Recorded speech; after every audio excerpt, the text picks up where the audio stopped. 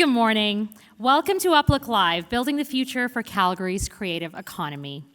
It's really good to see everyone. I understand the roads were not that great, so thank you all for being here. From the conversations that I've already had this morning, I know you're all ready to dive in.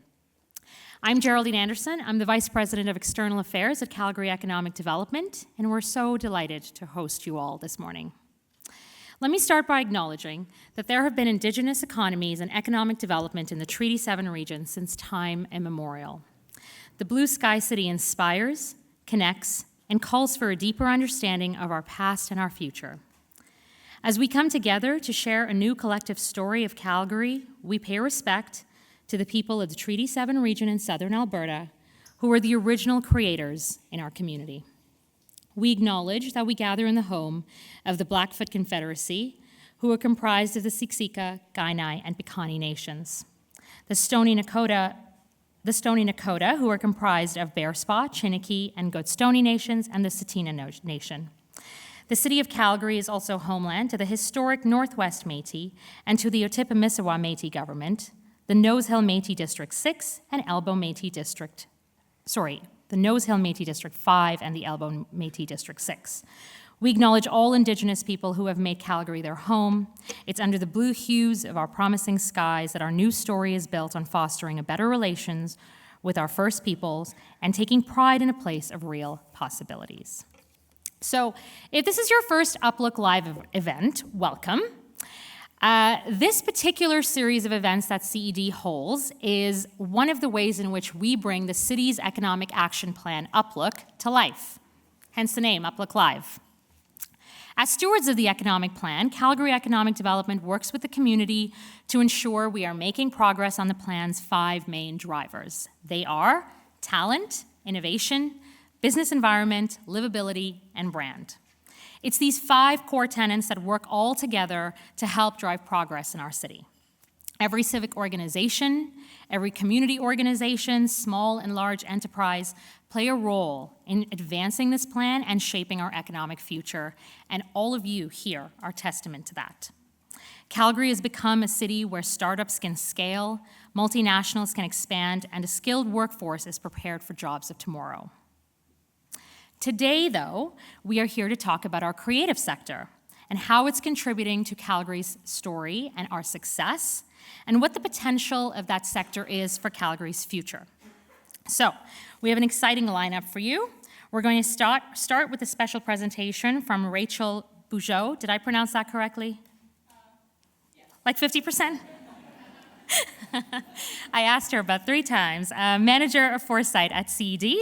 Rachelle is going to give us a crash course on what Foresight is, on how CED uses it, and how we apply it to the creative economy. Following her insights, we'll move to a panel discussion led by Luke Azevedo, Vice President of Creative Industries and Operations at Calgary Economic Development. And he's going to be joined by our esteemed panel of experts who are going to talk about how we can position Calgary to be a real creative powerhouse. So a couple of housekeeping items. In case of an emergency, just follow the exit signs.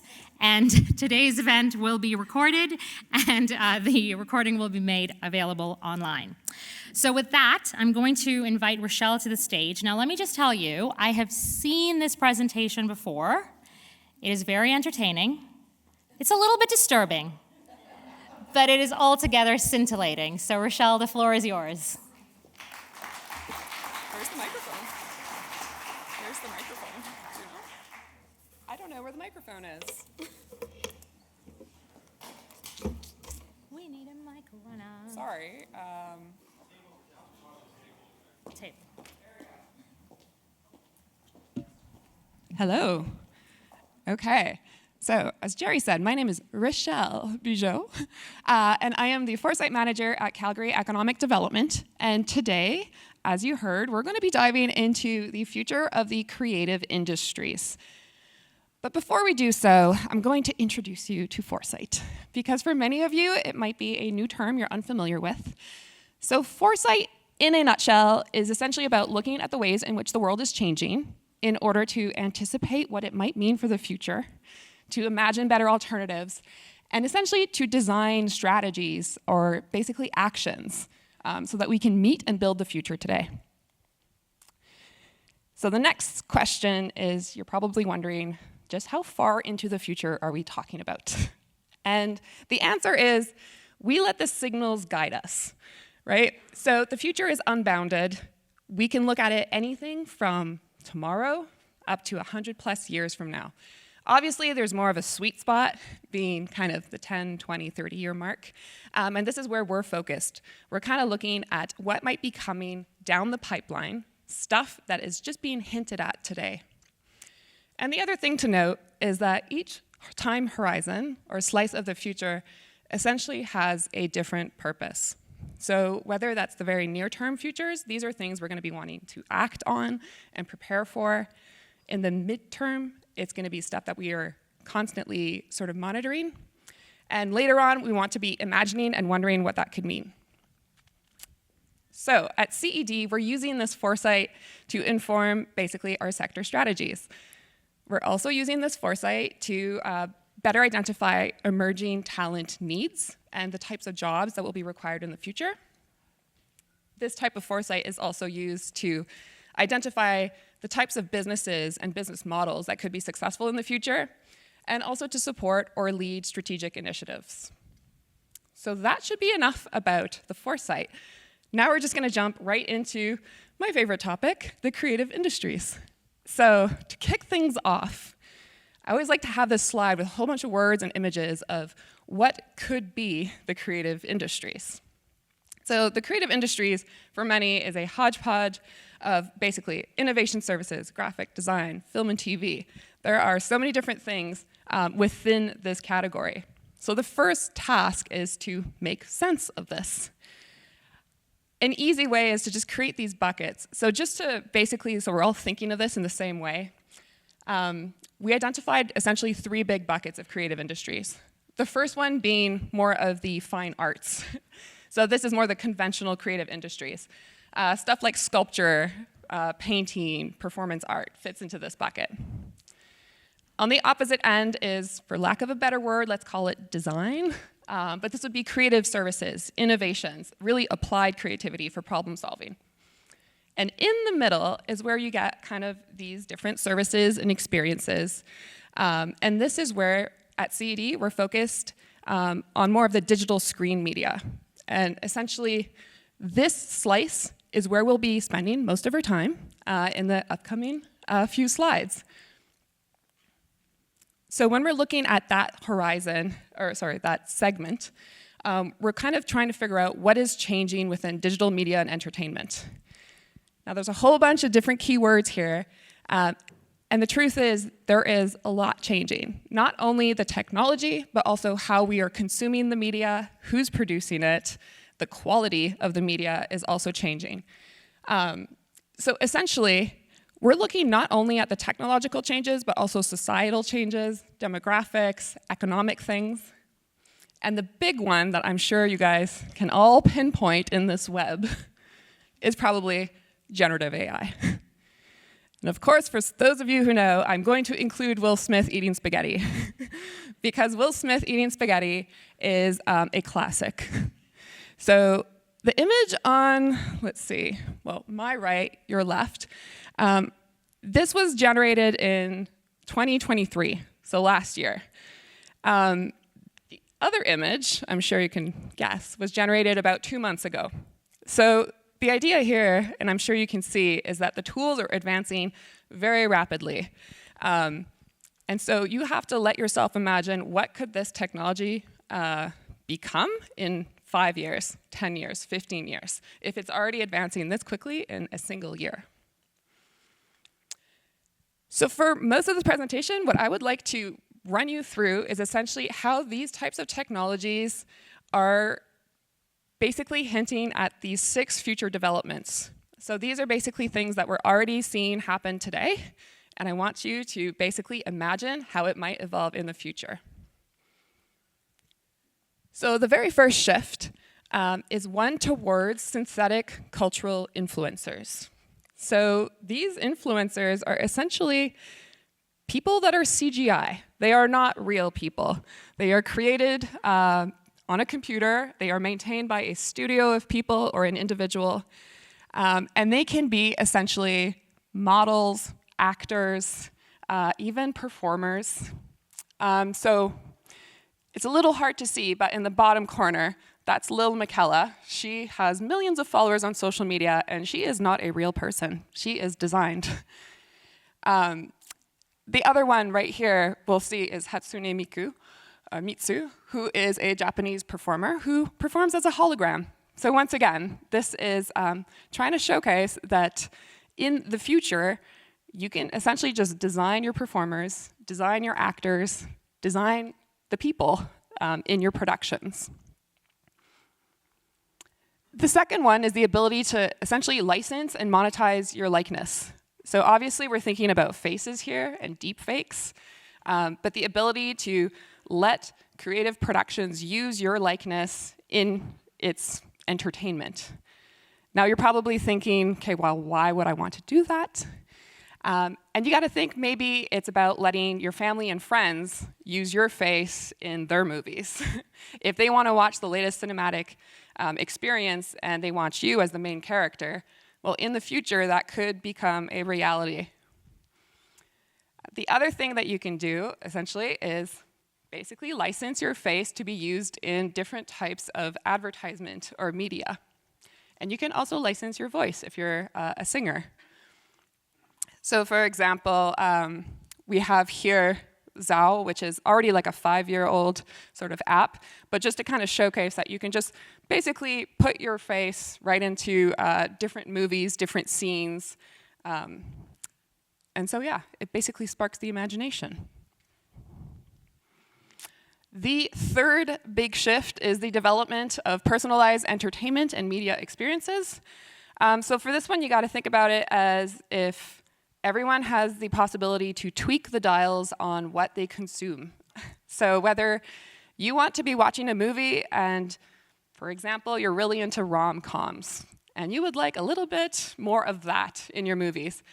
Well, in the future, it's very possible that you'll be able to tell the algorithm or tell the system that you would like it to be a little bit more of this. If you're really into action movies, for example, it could alter the media so that it has a little bit more action. So as we see on the screen, for example, we have Star Wars in the style of Wes Anderson, so maybe you really prefer a certain director. And then the actual Marvel image, this is to remind us that everyone will have access to these types of tools as well. So perhaps your mother, your grandmother, is really into creating Marvel movies of you and your cousins all the time, constantly. And the other important thing to note is that, yeah, you might be the ones tweaking the dials, or it might be doing it on its own in a more responsive way. So let's say you're feeling nostalgic. Maybe the system recognizes that, and it chooses to alter all of your media to be in a style that kind of suits your emotions, right? Okay, the next one, the fourth one, is essentially about these virtual goods, services, and experiences. So this shift is going to coincide with the metaverse, basically the layer of augmented reality all around us. But what this one is about is essentially digital fashion, digital products, digital interiors that you can essentially design, purchase, and own. So an example of this would be the Fabricant, which is one of the world's first digital fashion houses. And what they produce essentially is digital fashion that you can own in the virtual world. And you're probably wondering, okay, that's cool, but like, how do I wear this? What's the point? And I would tend to agree. But the idea here is that you can own these virtual pieces of clothing, tag it to yourself so that you can decide how others see you through augmented reality. Either that, or you can also choose to have your digital twin wear certain pieces of fashion. So this whole idea is that there's an entire virtual economy that's developing as well, and that we just have to be kind of cognizant that there's different talent and different skills necessary to be building these types of products. The fifth one is a pretty obvious one. I think everyone's kind of familiar or knows about the emergence of new kind of realities or new worlds in which to live. So virtual reality, I mentioned augmented reality earlier on. Well, this is all about essentially life doesn't have to be what it is anymore.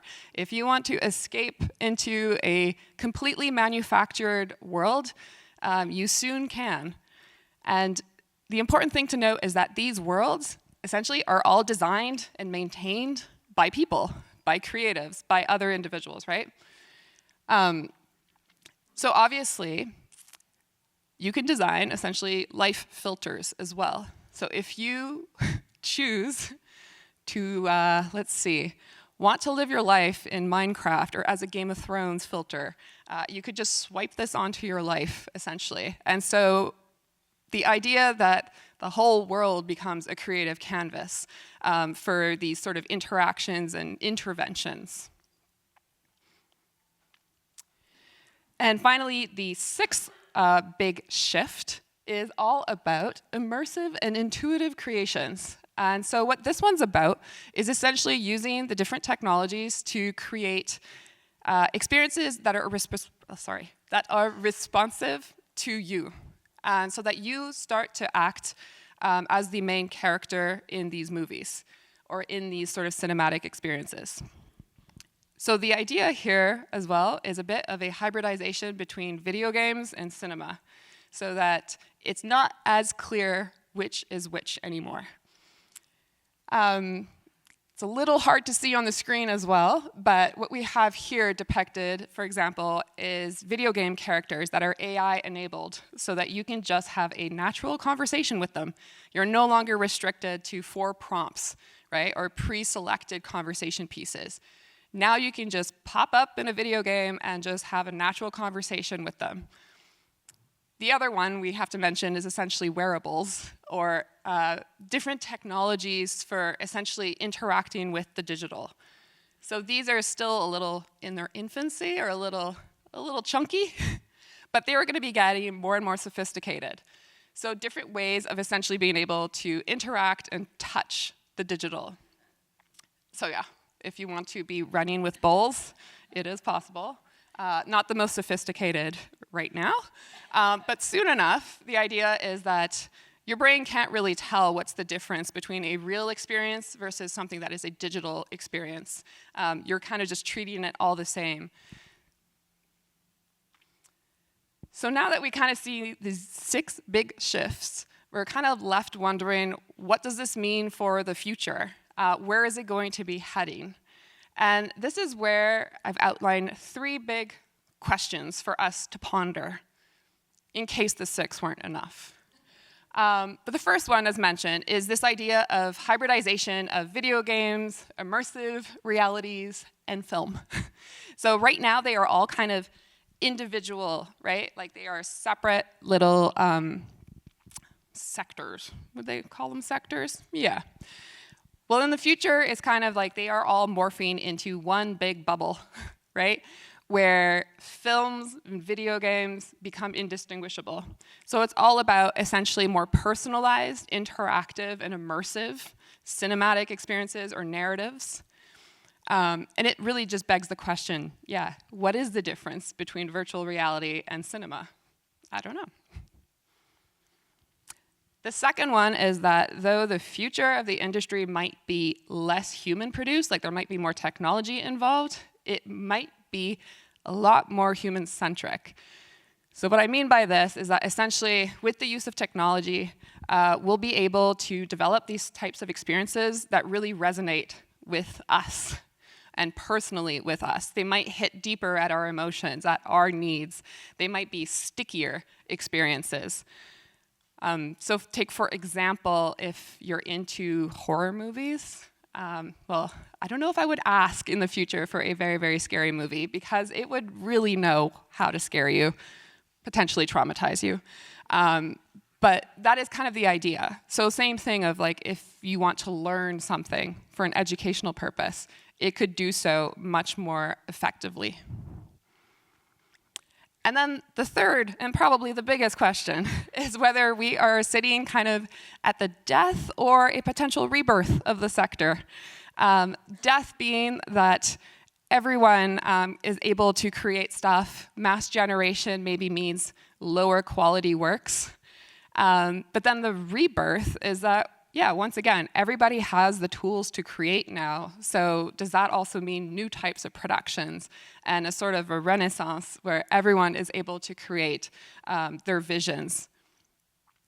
So this also begs the question of whether we're going to be seeing like a dual system where we have the traditional artistry, the traditional sort of art directors creating their linear cinematic experiences, and then we have more of another emerging bubble, which is all based on these sort of responsive and interactive, immersive experiences.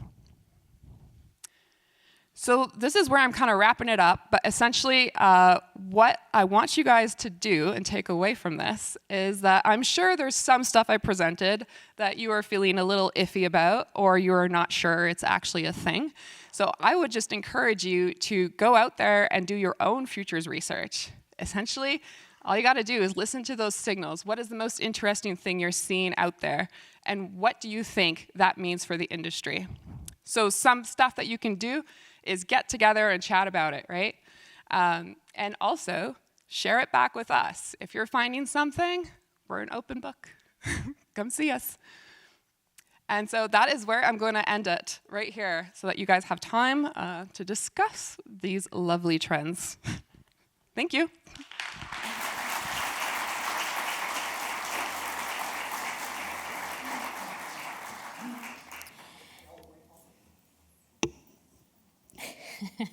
Thank you, Rachelle, for that. Okay, show of hands. How many of you would license your likeness? One, okay. No one's interested in the, are you all just thinking you would just rather have a bowl of spaghetti with Will Smith? Yeah, okay. Just trying to see if you're paying attention. It is early. Okay, let's get on with the show. Luke, come on up here. Bring your panelists up here. The floor is yours.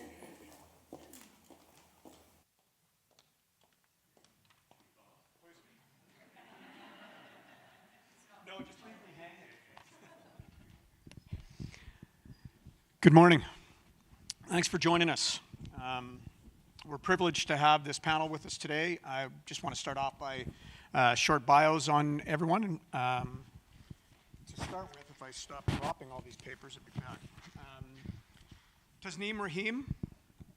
Taz is the Vice President of External at Bow Valley College, where she leads fund development, alumni engagement, strategic partnerships, and government relations.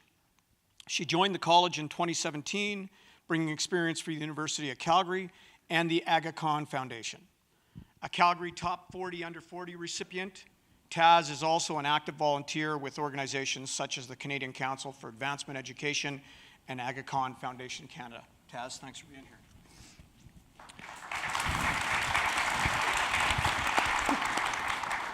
Alex Sarian, best-selling author of The Audacity of Relevance, Critical Conversations on the Future of Arts and Culture, and the President and CEO of Arts Commons. Currently leading the $660 million Arts Commons Transformation Project, the largest cultural infrastructure project in Canadian history. Before moving to Calgary in 2020, Alex spent 18 years in New York City as the senior executive at the Lincoln Center for the Performing Arts and is proud member of Calgary's Top 40 Under 40 class of 2022. Alex, thank you for being here. Hasmi Ferguson. Hasmi is the co-founder of Stellar Creative Lab, an animation studio with locations in BC, Alberta, and Ontario. Known for its award-winning content and innovation in R&D software branch for CG and 2D animation workflows. With over 3 decades in the animation industry, Hasmi has worked on timeless classics and overseen impressive projects like the Magic School Bus, Fancy Nancy, Kung Fu Panda, and Marvel's What If series, continuously pushing the boundaries of storytelling and innovation. Welcome. Thank you. So to all of you, during Rachelle's presentation, anything that surprised you? Anything that you see as challenges to your understanding of where the sector is going? And are there additional trends you see emerging in the immediate future? Alex, why don't we start with you? Oh my God. So the one thing that kept on coming to mind for me is I feel like we've been having similar versions of the same conversation for decades. I mean, the television was supposed to be the death of the live arts. Like we are, with the introduction of new technology or new tools, I think our fear collectively is that it will happen at the expense of something else. And so for me, I am reminded, and there are a couple of slides that sort of I'm gravitating towards. One of them is the concert of the hologram. And on the one hand, people watching a hologram boggles my mind, but what I love about it is that they're still gathering socially. It is still a social, collective experience. The virtual, the bull running with the VR set, I have no doubt in my mind that because of that experience, there will be an uptick in people that actually want to travel to Spain and do it in person. Luke mentioned that I came from New York City, and there was within our world, so the live performing arts, many, many years ago, the Met Opera in New York City started doing the Met in HD, which was essentially taking New York City operas into movie theaters around the world. And the fear at that point, because that's all it was fear, is that it would be cannibalizing on a different cultural experience under the umbrella of the creative economy. And what we quickly found out was that cities that actually had a Met HD performance in a cinema was more likely to see an increase in people wanting to go see the live thing in their local community. And so I'm reminded in this presentation that the tools are evolving, but what we do with the tools is going to be completely up to us. And the fear of these tools that seem to be so isolating and internal facing are always countered and met with an evolution of people still wanting to gather.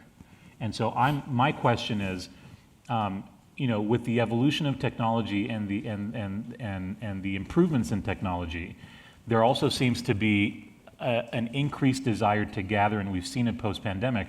And so for me, the question is, are these two tracks moving simultaneously? Do people still want this evolution in technology, but also still want to gather? Is it a response that is countering the evolution and the isolation? Is it something that is complementary to it? And so as somebody that lives in the live arts, that is my big question. It's a great question.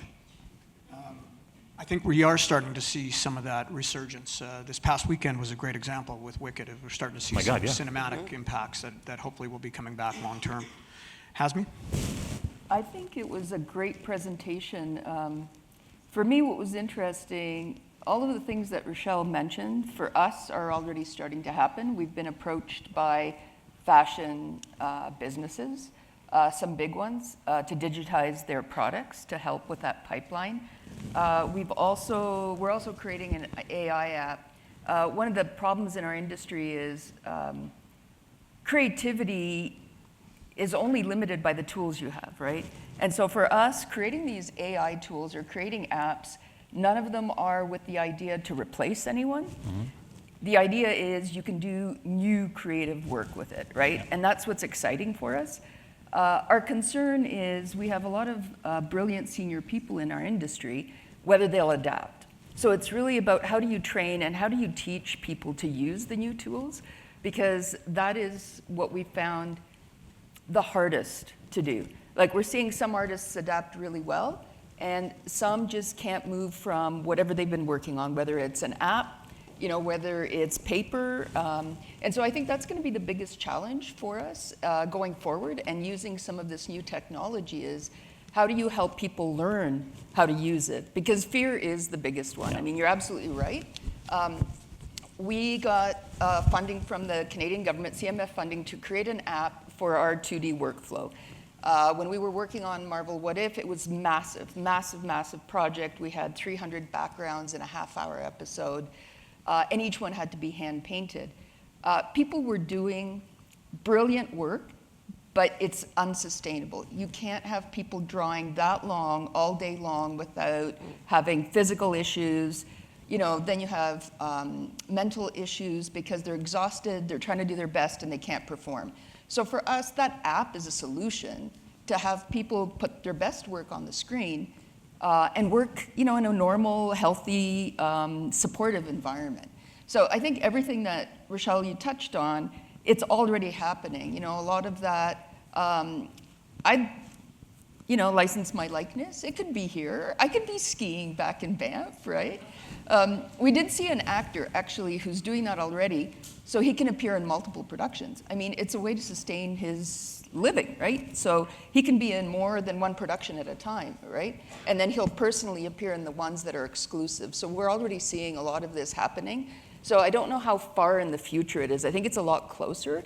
It's how do we adapt to it, really, for us? And how do we adapt our creatives so that we don't lose these brilliant artists that we have already working for us? It's a great point. It should be a way to a means. Yes. Utilizing the tools to enhance the creativity that people are bringing to the table. So let's hope that that's the direction that we take. Taz.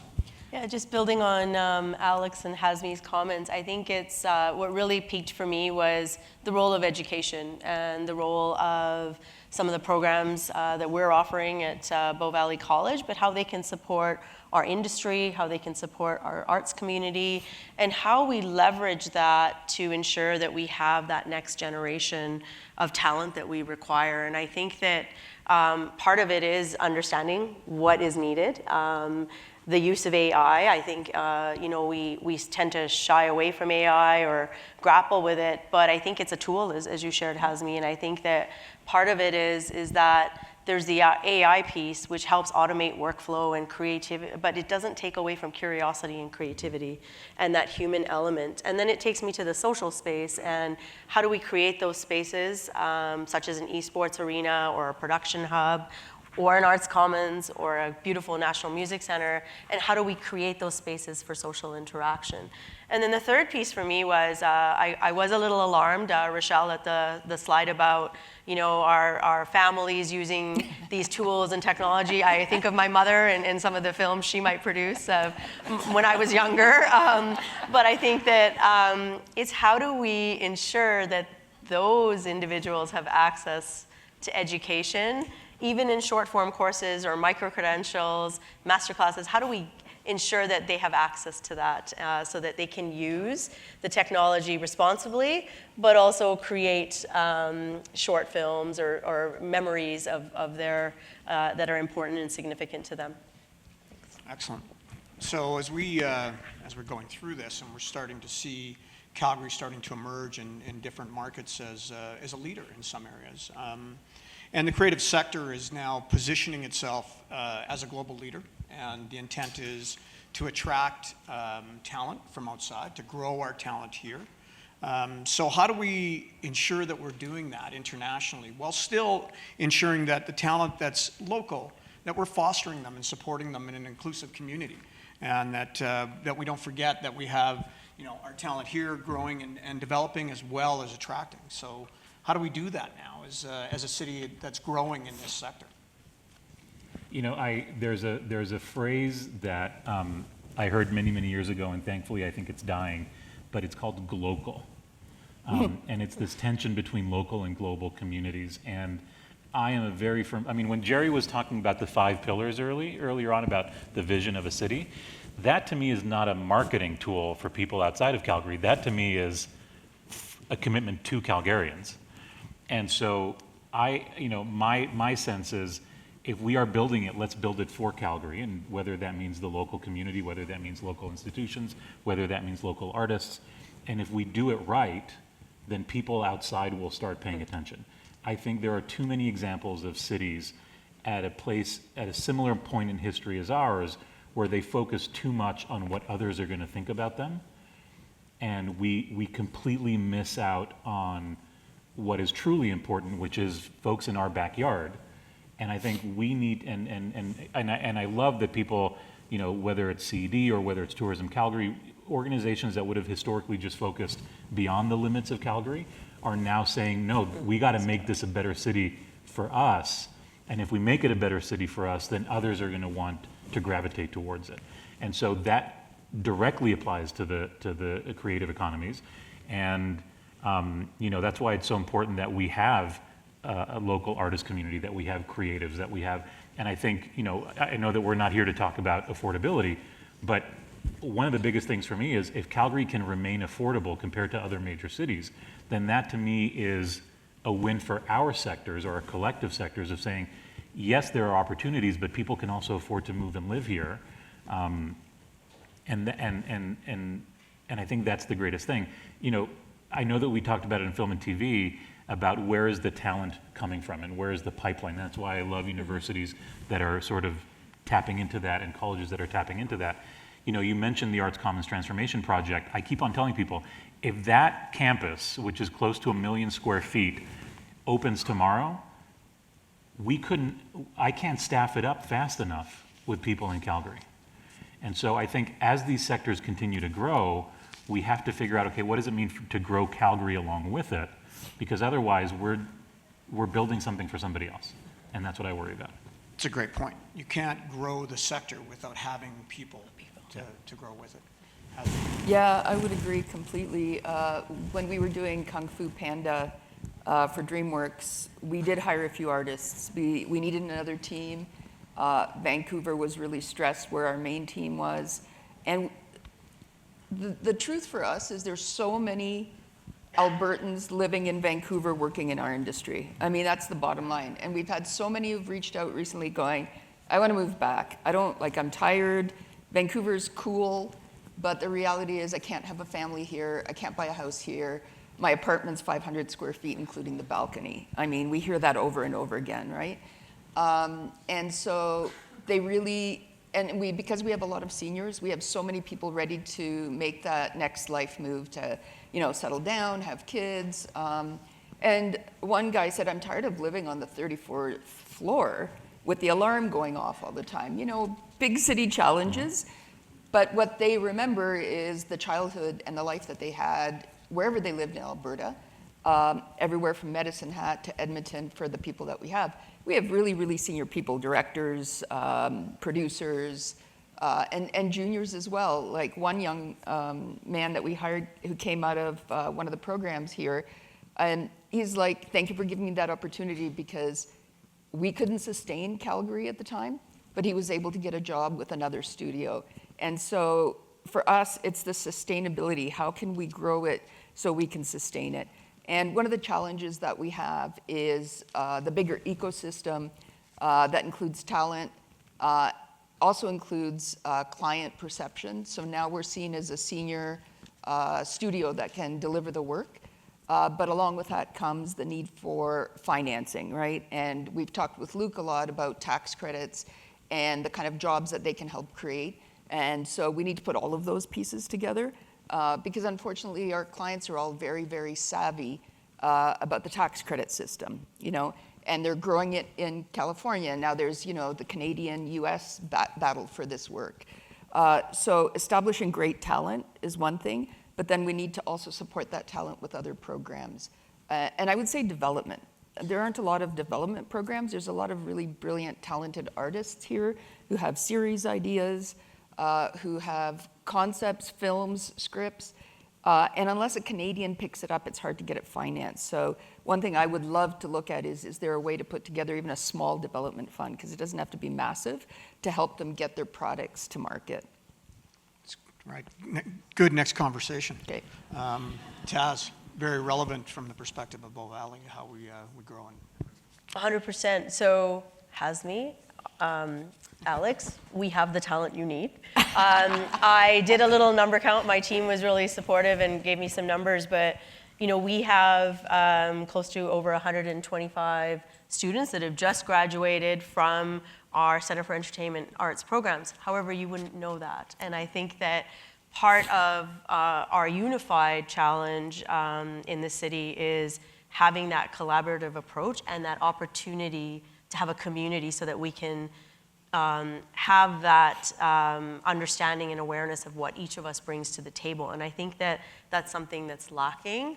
I think even to speak, if we can't meet our need locally, then it's going to be tough to attract and meet our lead for attracting global opportunities. But I think it's out there, and we have those opportunities. And I think that part of it is that unified approach in how we look at our brand, how we look at developing awareness, but we have to know about each other. And I think that that's something that is going to be really critical as we move forward, even when we're talking to global colleagues and markets and on opportunities. It's understanding, well, what does Hasmi need, or what can she offer from her perspective, and Alex from Arts Commons. And I think that those are really important. But I think from a talent perspective as well, just from, if I think about, that upgrading and reskilling and upskilling, it's understanding the needs, right? And so how do we look at, and at the college, that's one of our key ways of working with industry, is understanding what's the need, how can we support you, and how can we develop that curriculum together for that upskilling. And I think that that's one of the advantages. But again, I go back to that point of, if we don't know what all of us can offer, it's really tough to have that approach of a unified brand for Calgary and the creative sector. If I can, I'm going to add one more piece to that. Okay. So we have great talent being developed in our post-secondaries and institutions. We have great infrastructure and great creativity going on. Where we see a lack, or being asked by foreign and local producers, let's say in the television industry, is the difference between trained and experienced. And that is an issue that we run into a lot, because to get the experience that's necessary, they have to be in the real world situations. Yet to get into those real world situations is very difficult when you're coming out of a post-secondary. So with the creative economy strategy, part of that is to enable that middle piece and that transition that comes from students coming out of with great talent and skill sets, and then learning before they get into those real world, where they can be productive members of the community almost immediately. So I think there's a component to that. But I think all the more reason for us to say, okay, if we can find opportunities for those young people to have experiences in Calgary, then we're just looking at a 5 to 8 year problem. Yep. Or let's say that they need to move to Vancouver to get those. They need to move to Vancouver to get that experience. Yeah. But are we maintaining Calgary as a appealing enough magnet so that once you're done putting in your time in Toronto for 5 years, you're just itching to move back to Calgary because you have the experience? Or not have to leave for Toronto because there's opportunities here to be able to do it. And so you're right, it takes time, and I think that we get impatient sometimes when we see great infrastructure being built, when we see great programs being developed at our post-secondary institutions. It's that middle piece. How do we transition from that to the real world? So with that, I want to transition a little bit. So we've seen some investment. We've seen some strategy put into place to grow the film and television sector. We've had some big impacts in the last few years, which have grown not only the sector itself, but job creation, infrastructure, the confidence of organizations outside our world coming and putting brick and mortar together. What do we have to do in the rest of the creative sector to help develop and move forward all of these great initiatives like we did with film and TV, or have started to do with film and TV? It's not there yet, we're moving forward, but what do we have to do? Where's our impediments? What do we have to implement to get these things going? Can I speak about education? I think the one big thing we're finding is some of the universities, and I don't know any of the arts programs and if they're in Calgary, but having talked to Capilano and VFS and that, they're going to 4-year programs. And in our industry, somebody who comes out of a 4-year program, it's brilliant to have that degree. It becomes almost useless because our technology changes so quickly that what Bow Valley College does is actually more valuable, and then just have a demo reel. Like, people just need a really good demo reel. A 1-year program, my son is gonna go to VFS. He looked at these 4-year programs. He's like, I don't wanna talk about making films, because he's been making films and posting them to YouTube since he was 12. So he's like almost 20, and he's been filmmaking. So he's like, I'm not gonna sit there and talk about filmmaking for 2 years. So he has absolutely no interest, and we're seeing that more and more and more from the younger generation, because he edits, he composes, he does all of this stuff on his own. So he's not interested in a 4-year program. I don't know how for film it is, but in animation specifically, I spoke to colleges in Vancouver, and I was like, when people are graduating after 4 years, they're using a program to animate that is 6 or 7 years old because they're budgets, and they're actually not using what the industry needs. So shorter college programs, micro training, retraining, coming out with a demo reel, that's really it. We don't even look to see where you've gone to school.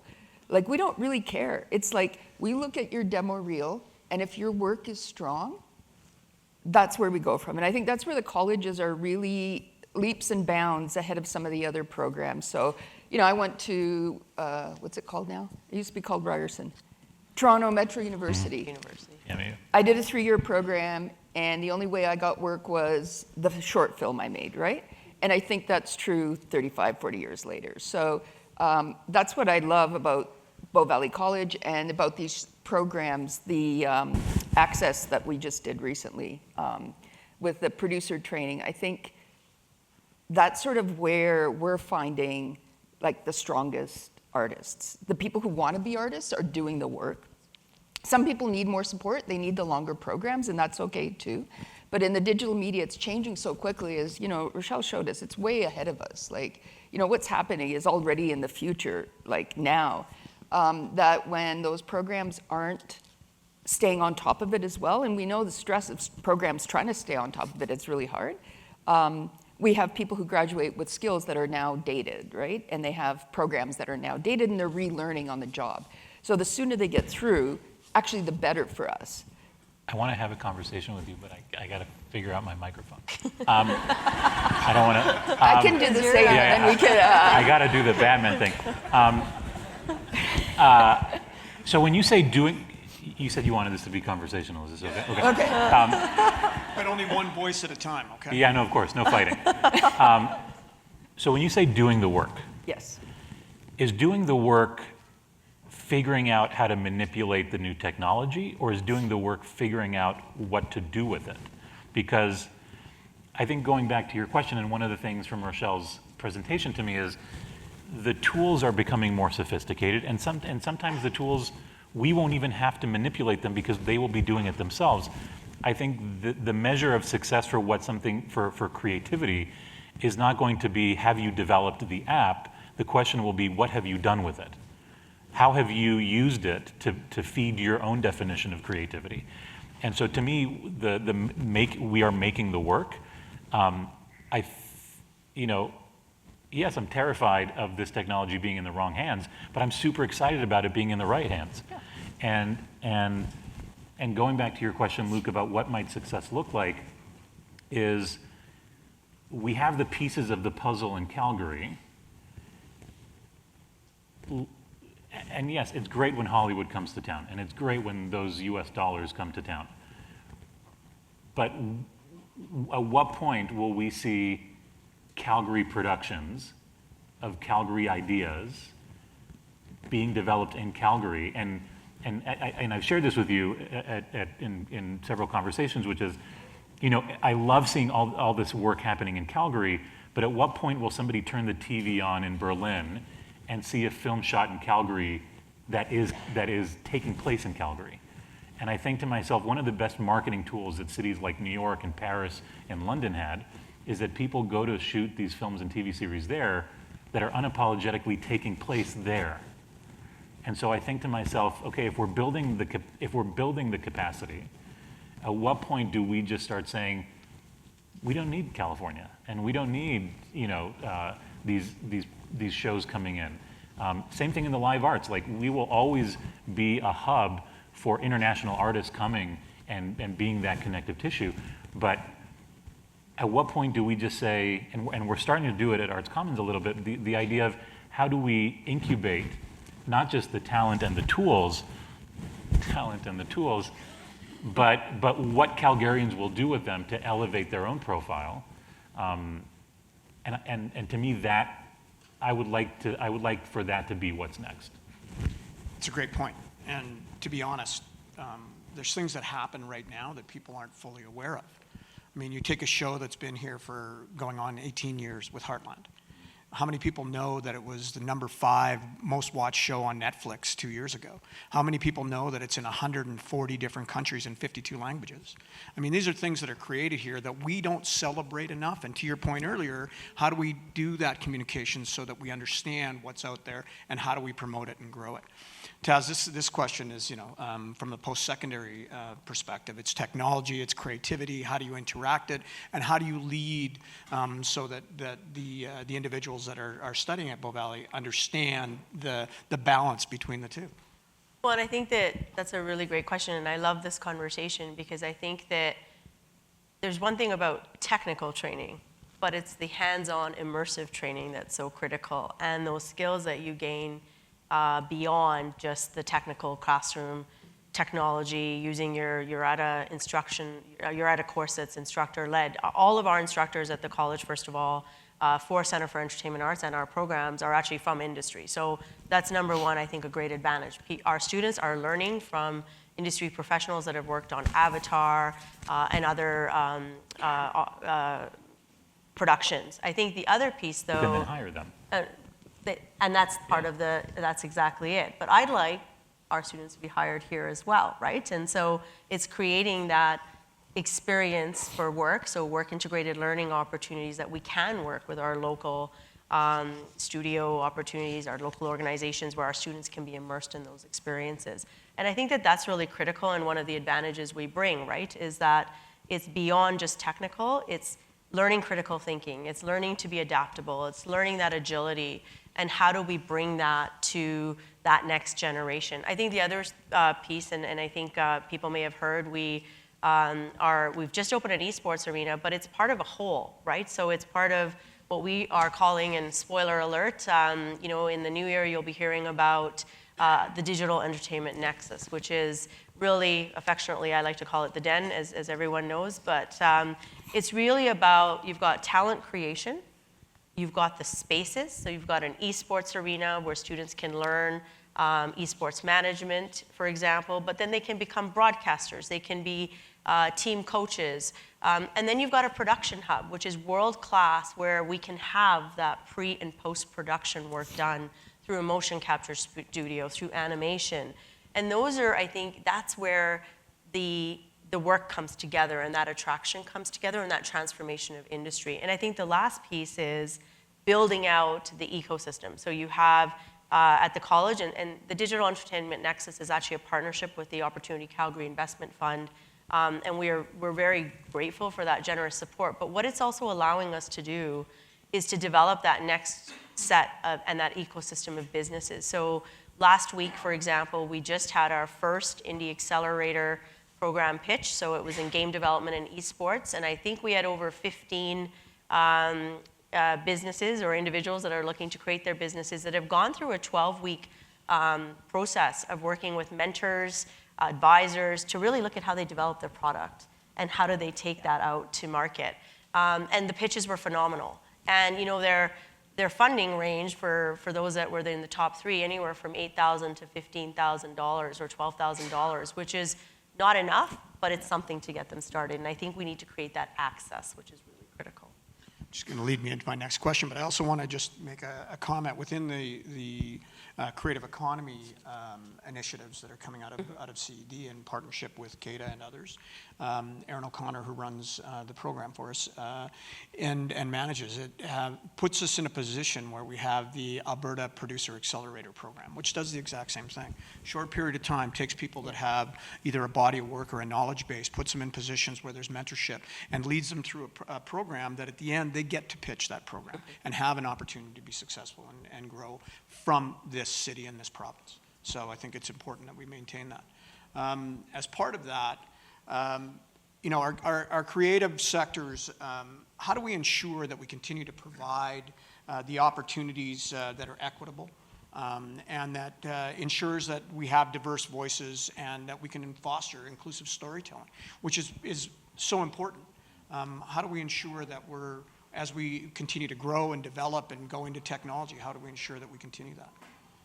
Well, I think my immediate answer to that question is, with the democratization of consumption, our role is to just get out of the way and follow market trends. So I know that we're always talking about inclusion and as a risk that we need, there are too many conversations around inclusion and access that are presented through the lens of, oh, this is a risk for my organization to do right now. And if the one of the things the presentation inspired in me is, if we're democratizing access to consumption, and people that historically might have never had access to our institutions now do, then our job is literally to follow those market trends. And so there are organizations that have been doing this work because it's the right thing to do, and there are organizations now that are doing it because it is an economic imperative to do it. And so I am actually inspired by what it means for the pipeline of creation and distribution, that more people have access and more people with varying tastes have access. Because when, 20 years ago, if you said, oh, Arts Commons is we represent excellence in the arts, my immediate question would have been, excellence according to who? But now, with more people having access to these opportunities, and that being, and diversifying the economic imperative of our businesses, it's no longer the right thing to do just from a cultural and moral and ethical thing. It is literally the only way our organizations will be sustainable. That's where I'll stop. But I'm encouraged that the way in which the world is heading means that we need to get out of, we need to just get out of the way and allow, and that's why I love you talk about, we're creating spaces and we're creating tools, and then we're just letting people do it. I think organizations that continue to be gatekeepers are the ones that are, and I'll say, and it's controversial, but the organizations that are just holding on to this gatekeeping model are the ones that are going to disappear the fastest, and I think I'm okay with that. I would agree. I think when you look at just TV and film, the biggest breakouts are the outliers, the ones where somebody made a little film. I still have the original South Park, 10-minute on a VHS somewhere that I can no longer play. But they took it to so many places, and one risk taker at Fox picked that up. That was something they did on their own, a film they created. And now with technology and the ability to make things, I agree fully, because I think, especially watching my son and what he watches, it isn't mainstream. It's a mix of mainstream and what people he admires have made. And so that mix of media is what the future is all about. It's going to be individual films that you make. We'll want to watch them, but we'll also want to go to the theater. We'll also want to go to Netflix or Amazon or Hulu, whatever. But I think if we get out of the way, that's where we're going to see the groundbreaking productions happen. Because if we're trying to fit them into a specific model, and you see that happen all the time. I remember working with CBS, and when X-Men was a hit on Fox, maybe, they were like, we want X-Men. It's like, yeah, but, did you take the same kind of risks, right? They may or may not have, but I always remember that conversation. It's like someone took the risk to bring X-Men to the screen 20, 30 odd years ago, and that's sort of the same attitude we have to have, is look for those shows that are maybe different, maybe outliers, but I do think it, democratizes the ability to make projects. We just have to be the ones who can support them to get them to the next step. And just building on the gatekeeping, I couldn't agree more with both of you, because I feel like it stifles curiosity and creativity, which is what we're all about, right? And I think that that just takes away from everything. But I do think that also it's about removing barriers. And I think that sometimes, whether it's removing barriers for individuals to access spaces, whether it's ensuring that they have the support to pursue a career through bursaries, and it's also understanding what's important to our communities, right? So what is it that is important for them today and in the future that they can consume from a entertainment arts perspective? And I think that those are really important things that we need to consider as we go forward. Great example of that. This weekend I had the privilege of being on set with a development program that's happening through the creative economy and Pathfinders Film Institute. And they're working with a community in Stoney Nakoda. And I was out there, they took a bunch of pictures and asked me to do some social on it. And the comment that was made is, we are developing a new generation of storytellers. That's it.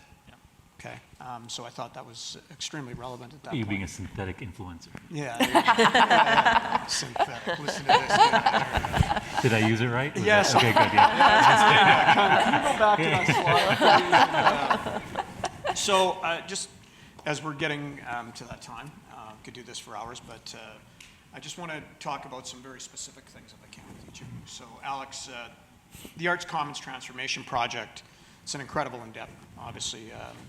How do you see this initiative influencing Calgary's cultural scene and creating opportunities and economic growth in the arts sector?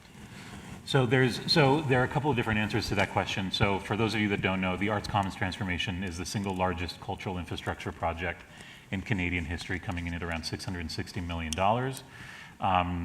It is being built on an incredible legacy. So when people say to me, why do we deserve more? Why, like, is this a facility that's just going to sit empty for the next 20 years?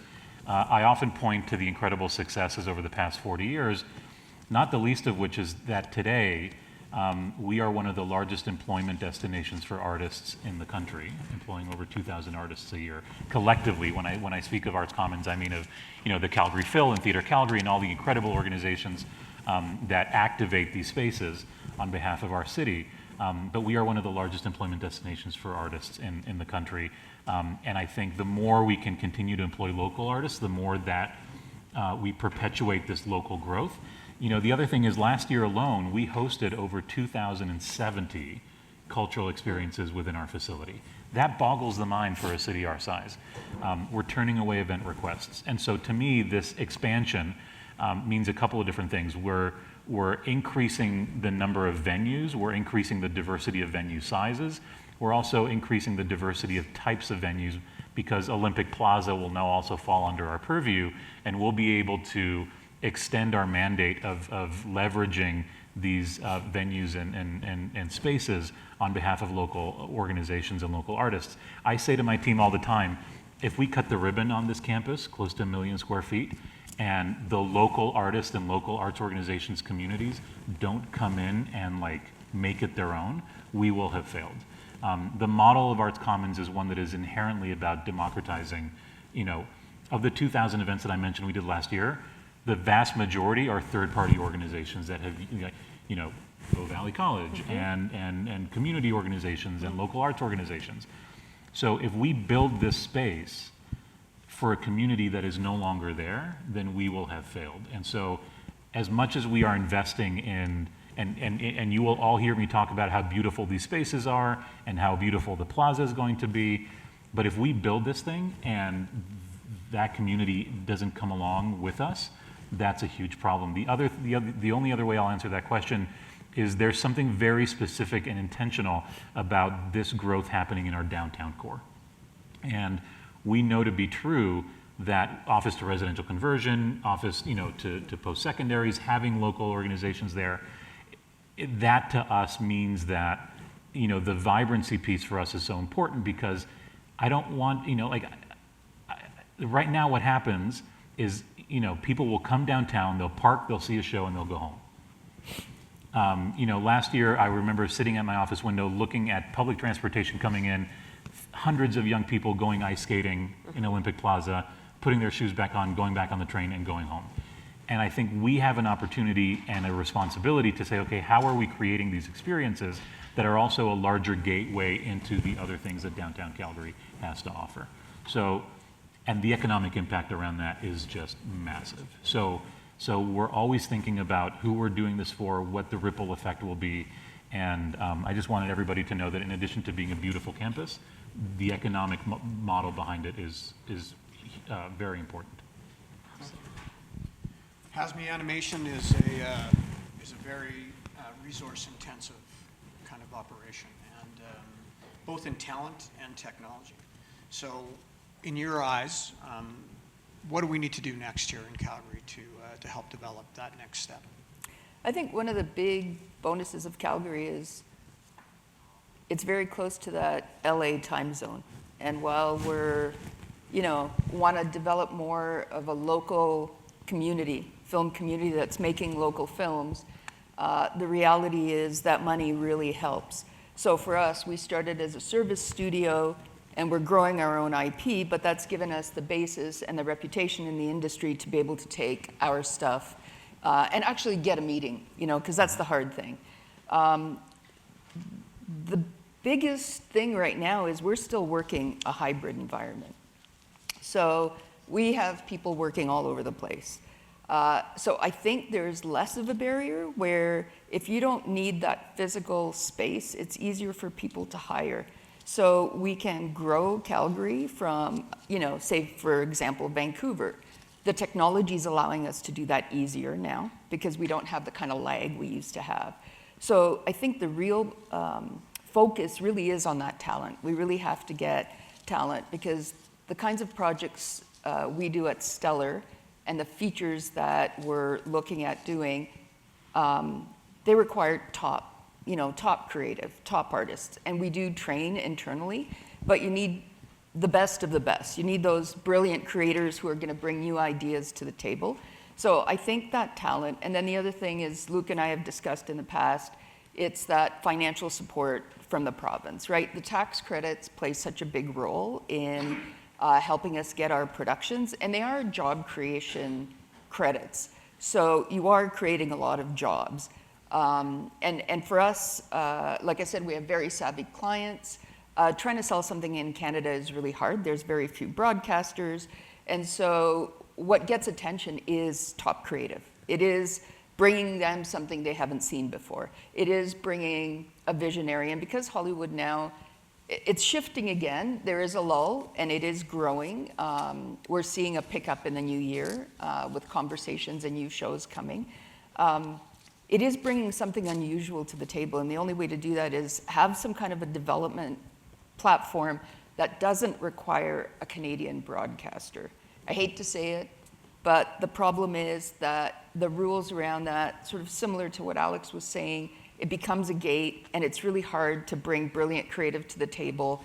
So if we could develop some independent projects, as far as pitches, you don't have to do anything. So again, taking those creators and helping them get to that next level. Also training with the pitching. There's a certain way, you pitch to Hollywood, the way you bring your stuff to market. So I think some more courses around that, because I think the talent is here. They're just leaving, is what I'm seeing. As soon as people know that, we had people working in Alberta remotely for us in Vancouver. And they just VPN in, and we don't have any issues, so there's no security issues. There aren't any of those barriers that we've had forever. COVID really hurt, but helped a lot too, especially in the digital industries. I mean, we continued all the way through COVID, and it's only grown since then. So I think being able to just focus on getting the brilliant shows and ideas we have here to market would be a big one for me. Thank you. Taz, Bow Valley College is known for its adaptive programming. Can you talk a little bit about the upcoming newly developed courses that are particularly geared towards future-proofing the creative workforce in Calgary? Absolutely, thank you. Hasmi, we need to talk urgently as soon as this is done. But I think really Bow Valley College, for many of you, as you know, is a career-focused college. Our goals are to launch, advance, and evolve opportunities for individuals. And I think that in the creative sector, I think we bring a lot of our current programs in animation, visual effects, film production, but I think there's other opportunities. And so when I think about launching, I think about young high school students having the opportunities through dual credit programs. And so we've been attracting attention from high schools in Okotoks and Calgary and other regions to think about how do we create that pathway for those students that are now in high school, and how do we get them engaged. And so a dual credit program, for those of you that aren't familiar with it, is a student can start by taking a course at the college and basically earn a credential towards their high school completion, but also towards their post-secondary experience. So getting them out faster, but also attracting their interest faster in these industries. And so I'm really excited to share that in February, we're going to be piloting a program with 40 high school students in our Intro to Esports course. And so that's really fantastic, but how do we now expand that out? I think the other piece is how do we help individuals evolve in their careers? So you're already in career. What is it that is new in technology? What is it in perhaps looking at launching your business? What do you need from a marketing perspective?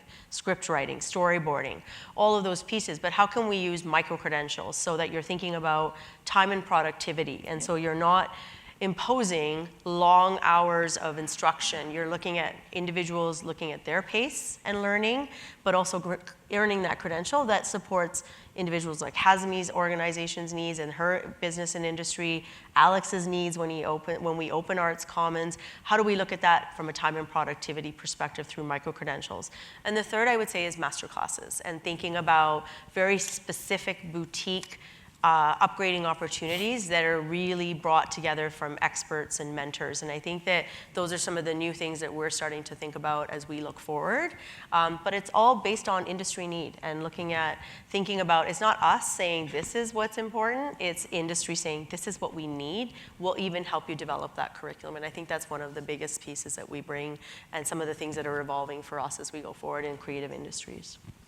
You know what's interesting is I've had the privilege, specifically in the last couple of years, of traveling to a great many cities around the world to talk about Calgary and to talk about our creative economy. And it never fails that wherever we are, at the end of these, where we're talking about the sectors that are here, how we're interactive, how we're connected, that everybody sees this as a place that you want to be at. I think to Alex's point earlier, we have a tougher time ensuring that our local community understands the value and the growth potential here than the outside world looking in on us. So I think it's important for us to continue to tell those stories locally and internationally. I want to close this out by asking a very direct question. In one sentence, what would you like the people that attended here today to walk away thinking about the creative sector? One sentence. One sentence. It's the one sentence thing, sentence. isn't it? Just be the biggest ambassadors. We need help, to your point, marketing. I have a harder time selling Calgary to Calgarians than I do to non-Calgarians. So join me in that exercise. Hazmi? I would say, the future is just brilliant. I mean, I started in animation when it was paper, and we used to call it pencil mileage. And, I'm still in it because it's engaging, it's constantly moving, it's new, it renews itself. And I think all of these industries do. If you take a look at movies very quickly, wait, that's not one sentence. I started a second sentence. I'm going to stop. Yeah, it's all good. I think for me, it's a really exciting time for Calgary in this space, but I think that my one takeaway is collaborate, look for partnerships where we can all be ambassadors for each other, but for Calgary in this space, and collaboration is key to that. Thank you. Humbled to be on the stage with you guys today. Just amazing conversation. Thank you for joining us. I think very informative. So thank you for being here today. Thank you.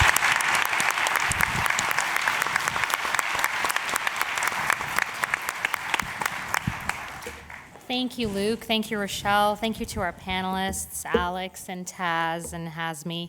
That was a really riveting conversation. And I think, what you said, Alex, in order to have the pipeline and of creation and production here, we need government support, and we need training, and we need real life opportunities. And we also need corporates at the table earlier on in the stage to really cultivate and nurture our ecosystems.